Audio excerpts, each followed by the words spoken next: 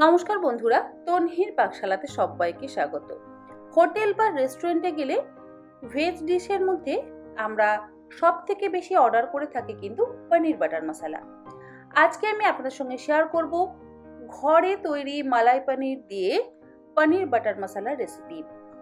কিছুদিন আগে আমি হোমমেড মালাই পনিরের রেসিপিটা আপনাদের সঙ্গে শেয়ার করেছিলাম। আপনারা যদি এখনো দেখে না থাকেন, লিঙ্কটা আমি অবশ্যই ডেসক্রিপশন বক্সে দিয়ে দেবো, প্লিজ আপনারা চেক করে নেবেন। দেখে নেওয়া যাক আমার আজকের পনির বাটার মশলার রেসিপি। পনির বাটার মশলা বানাবার জন্য নিয়েছি 5টা মিডিয়াম সাইজের টমেটো।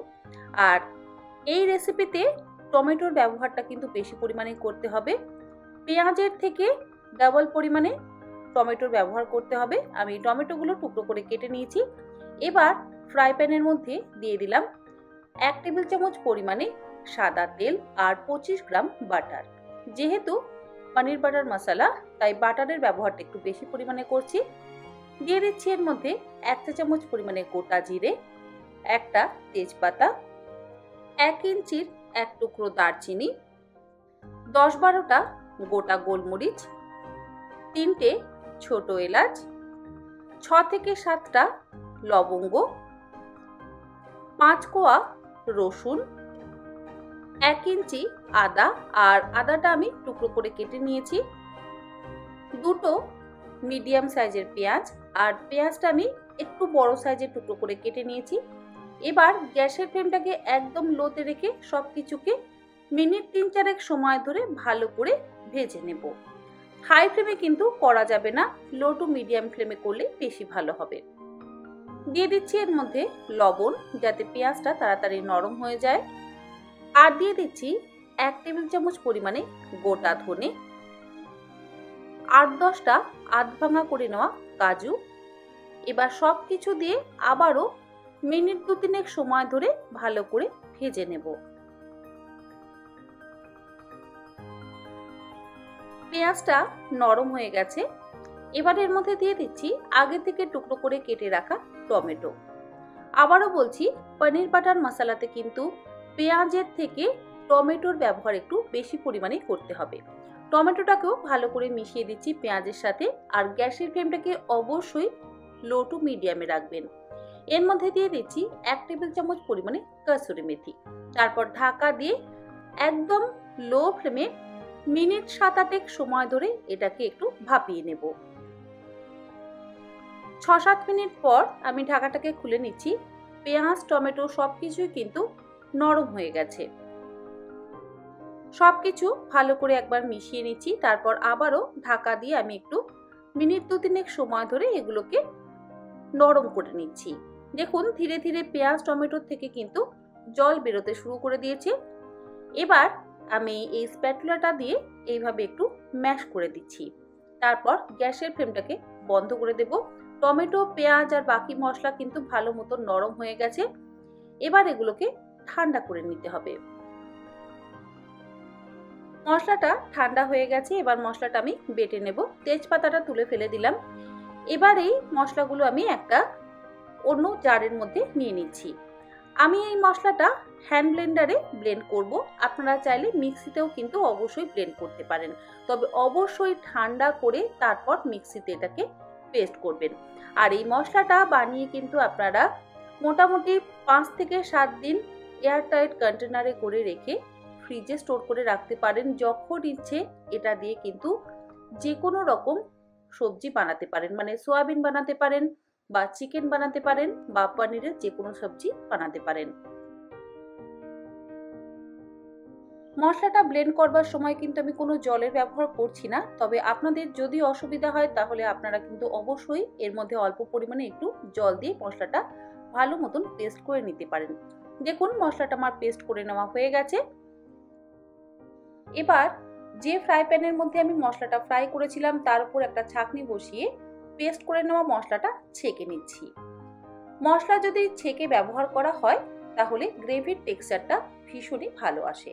আর চেষ্টা করবেন অবশ্যই মশলাটা ছেঁকে তারপরে গ্রেভিটা বানাতে।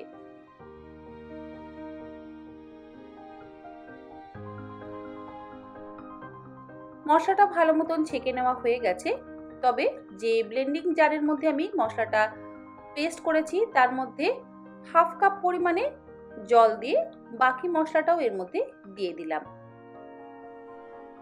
এইভাবে সমস্ত মশলাটাই আমি ছেঁকে নিয়েছি, আর বাকি যে মশলার খোসাগুলো ছিল সেগুলো একদম সেপারেট হয়ে গেছে।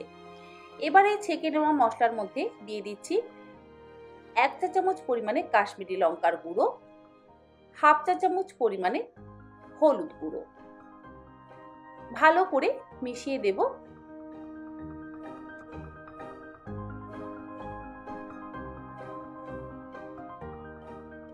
গ্যাসের ফ্লেমটাকে লো টু মিডিয়ামে রেখে গ্রেভিটাকে ভালো করে ফুটিয়ে নিতে হবে। আর অতিরিক্ত গ্রেভি ফোটাবার কিন্তু প্রয়োজন নেই, কারণ মোটামুটি গ্রেভিটা রেডি আছে। তবে মিনিট 3-4 সময় ধরে গ্রেভিটাকে ফুটিয়ে নিয়ে এর মধ্যে অল্প পরিমাণে একটু জল আমি অ্যাড করলাম, যাতে নিচে থেকে লেগে না যায়। কারণ যেহেতু কাজু বাদাম ব্যবহার করা হয়েছে, নিচে থেকে লেগে যাওয়ার সম্ভাবনা থাকতে পারে, তাই সেদিকে অবশ্যই একটু খেয়াল রাখতে হবে। ভালো করে মিশিয়ে দেওয়ার পর এর মধ্যে দিয়ে দিচ্ছি স্বাদ মতো লবণ, আর খুব সামান্য পরিমাণে একটু দেব চিনি, যেহেতু আমরা টমেটো ব্যবহার করেছি টক ভাবটা ব্যালেন্স করবার জন্য। লবণ আর চিনিটাকে ভালো করে মিশিয়ে দিচ্ছি।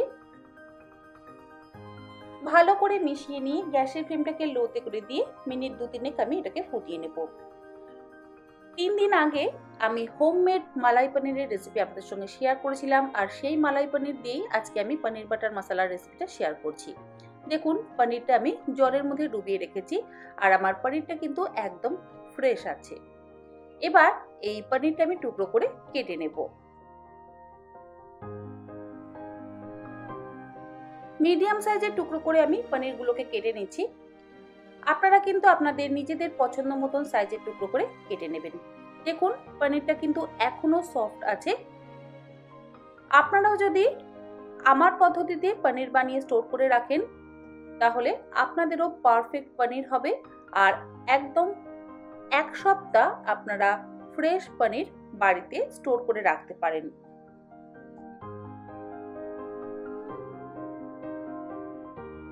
আজকে আমার যতটা পরিমাণ পনিরের প্রয়োজন পড়লো আমি ততটা পরিমাণ পনির ব্যবহার করছি। বাকি পনিরটা দিয়ে আমি অন্য আরেকদিন অন্য রেসিপি আপনাদের সাথে শেয়ার করব। মোটামুটি অর্ধেক পনির আমি আজকে ব্যবহার করছি, আর অর্ধেকটা পনির আমি এই একই রকম ভাবে স্টোর করে ফ্রিজে রেখে দেব। এই পাত্রে আমি নিয়ে নিচ্ছি বেশ কিছুটা পরিমাণে গরম জল, তার মধ্যে দিয়ে দিচ্ছি হাফ চা চামচ পরিমাণে লবণ। লবণটাকে গরম জলের সাথে ভালো করে মিশিয়ে দিচ্ছি। তারপরে টুকরো করে কেটে রাখা পনিরগুলো আমি গরম জলের মধ্যে মিশিয়ে দিচ্ছি। গরম জলের মধ্যে যদি পনিরগুলো মিশিয়ে দেওয়া হয়, তাহলে পনিরের মধ্যে লবণটা ঢুকে যাবে আর পনিরটা আরো সফট হয়ে যাবে। অপরদিকে পনির বাটার মশলার গ্রেভিটাও কিন্তু আমাদের একদম তৈরি হয়ে গেছে। পনিরগুলো আমি ভাজছি না, লবণ জলে ডুবিয়ে রাখার কারণে কিন্তু পনির আরো সফট হয়ে গেছে। এবার এই পনিরগুলোকে আমি গ্রেভির মধ্যে দিয়ে দিচ্ছি।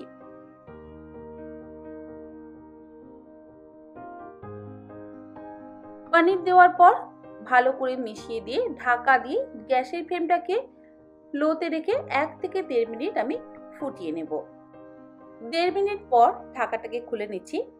আমাদের পনির বাটার মশলা কিন্তু একদম তৈরি। এর মধ্যে ফ্রেশ ক্রিম আমি ব্যবহার করব না, কারণ পনির বাটার মশলাতে ফ্রেশ ক্রিমের ব্যবহার করা হয় না। শাহী পনির বা পনির মাখনিতে ফ্রেশ ক্রিম ব্যবহার করা হয়। তবে আপনারা চাইলে অবশ্যই এর মধ্যে অল্প পরিমাণে একটু ফ্রেশ ক্রিম ব্যবহার করতে পারেন, সেটা সম্পূর্ণ নির্ভর করছে আপনাদের উপর। গ্যাসের ফ্লেমটাকে বন্ধ করে দিয়েছি। হাতের তালুতে নিয়ে নিলাম 1 চা চামচ পরিমাণে ড্রাই রোস্ট করে নেওয়া কসুরি মেথি। ভালো করে ঘষে নিয়ে আমি পাউডারটা উপর থেকে দিয়ে দিচ্ছি, আর সব শেষে দিয়ে দিচ্ছি অল্প পরিমাণে একটু বাটার। আবারও একবার মিশিয়ে নিয়ে একদম ঢাকা দিয়ে মিনিট 5 সময় ধরে স্ট্যান্ডিং টাইমে রাখবো। তারপর গরম গরম পনির বাটার মশলা আমি সার্ভ করব। আমার আজকের এই হোমমেড মালাই পনির দিয়ে পনির বাটার মশলার রেসিপি আপনাদের কাছে কেমন লাগলো অবশ্যই জানাবেন। যদি ভালো লেগে থাকে তাহলে আপনারাও বাড়িতে এই রকম ভাবে অবশ্যই একবার ট্রাই করে দেখুন। আশা করি আপনাদের সকলেরই ভীষণ ভালো লাগবে। আমার চ্যানেলে নতুন বন্ধু হয়ে থাকলে চ্যানেলটা সাবস্ক্রাইব করে নেওয়ার অনুরোধ রইল। পাশে থাকা বেল আইকনটা অবশ্যই প্রেস করে দেবেন, কারণ আমি চ্যানেলে যখনই কোনো নতুন রেসিপি শেয়ার করব নোটিফিকেশন আপনাদের কাছে পৌঁছে যাবে। আজকের মতো এই পর্যন্ত, আবার হাজির হয়ে যাব নতুন কোনো রেসিপি নিয়ে। ভালো থাকবেন, সুস্থ থাকবেন, ধন্যবাদ।